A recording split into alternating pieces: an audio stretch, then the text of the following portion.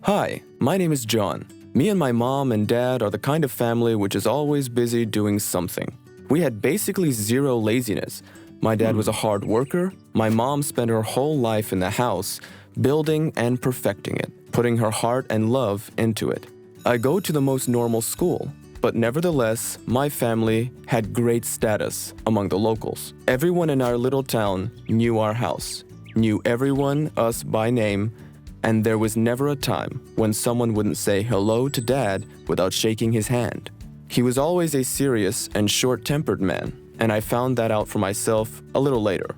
Here's how. A dam in our town had burst, and dozens of houses were damaged.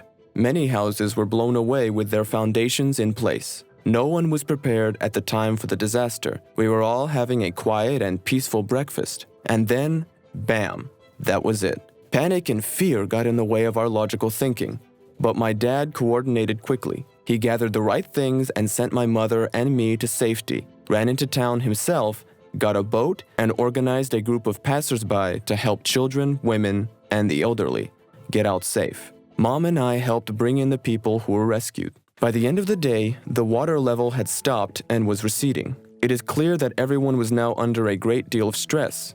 But the elderly were the most worried, because now they had no idea where or how to live. They had no home anymore. I walked along the main street and looked at the familiar faces. All were heartbroken. Some were crying, and some were just sitting and staring in despair. The children were starving, and there was no food. It was horrible. It seemed like the end. And then, the mayor contacted another district, and humanitarian aid was brought to us in the form of clothes, food, blankets, and tents. I pulled myself together and gathered my peers to distribute everything in equal shares so that no one would be left without food. Some people made fires and cooked food right outside.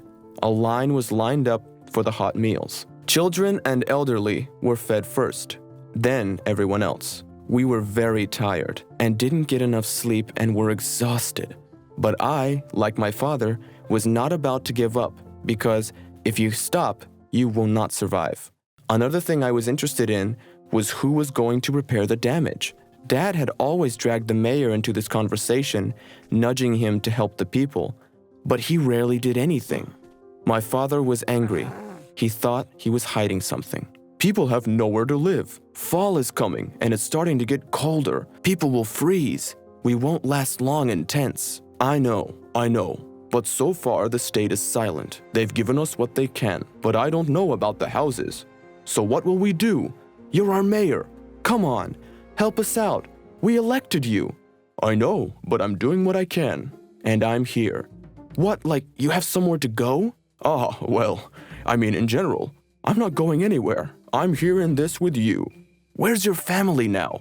Your house was partially damaged too, wasn't it? They're safe, and so is your family. Yes, but my family took everyone in who needed help. And where do you live? There aren't enough tents for everyone.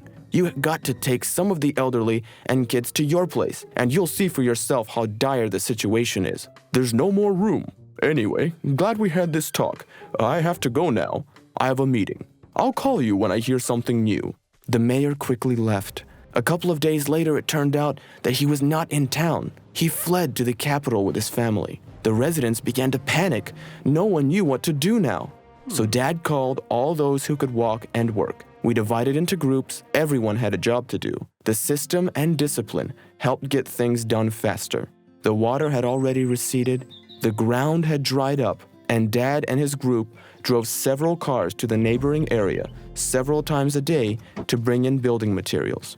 Gordon, what's this? Did we get a response? Building materials to build houses. We're going to start building the dwellings ourselves. Now workers are coming in from out of state to help. But where did all this come from? Who paid for it? Many people don't even have money for food. I found a sponsor. He'll pay for everything. It's all right, darling. Don't worry. I'll do everything. I promise. In the meantime, take care of yourself, okay?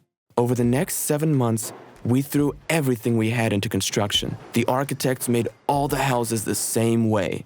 3 to 4 rooms, a kitchen, a bathroom, a toilet with amenities and utilities. Absolutely everyone worked and helped out, even the children. At that moment, people had hope, not panic and fear. Looking at my father, everyone became focused and did their job. The mayor never showed up. We were very angry with him, and we knew he was a coward since he had run away. He never contacted us, and his phone was always disconnected. I rarely saw my father because he was busy getting materials, doctors, and even psychologists. Help from them was provided free of charge to everyone who wanted it. There were rumors around the town that the president himself was helping us, like he had allocated money from his own personal account. But overall, it didn't matter because help was enormous. In short, we rebuilt everything. And then the residents were already equipping their own houses. We bought the necessary items for each house, furniture and appliances, and then it was up to everyone else. On the day of completion, we decided to arrange a holiday. We laid out a communal table on the main square. We brought food and drinks.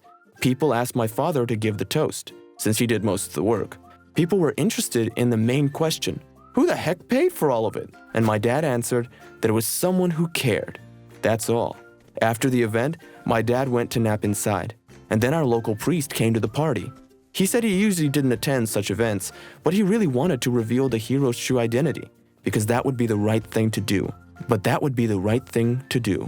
What he said was shocking. No one was prepared for such an answer, much less my mother and I. Your sponsor is Gordon Jones, the priest said. But how? Where did he get that kind of money? Why did he spend a fortune on rebuilding the town? He doesn't owe us anything. And the priest said that he found out by chance when he was at a meeting with the other worshippers from the other cities.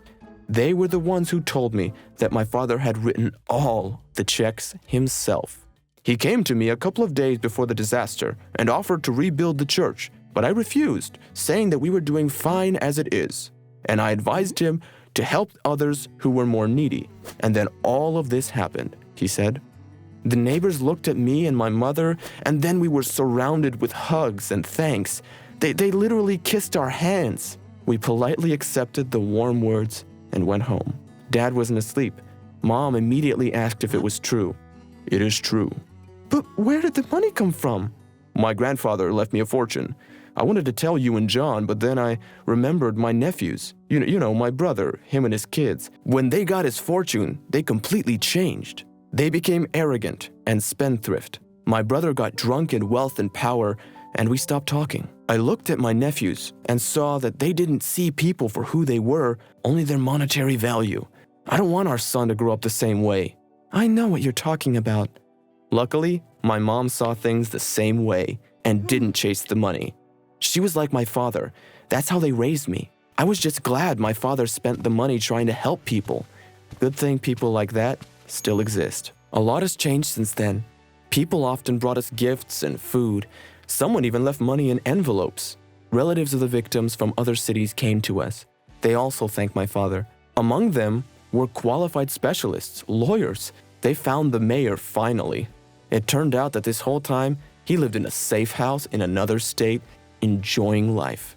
And then it turned out that, in fact, we had been allocated aid money, but it was our mayor who embezzled it and bailed. Unanimously, Dad was made the new mayor of the city. Many journalists wrote about him, interviewed him. They called him a man with a big heart, they nicknamed him. By the way, yes, the former mayor was jailed. His property was confiscated, and the stolen aid money was granted to my father. In short, we lost almost nothing and gained a lot. Dad set an example, what it means to be a man of the people, and I was proud of my family name. I hope to be that kind of father in the future. What would you think you would do if you found out your father was hiding millions from his family? Do you think he did the right thing? If you liked the video, then please leave a like and comment down below. Don't forget to subscribe.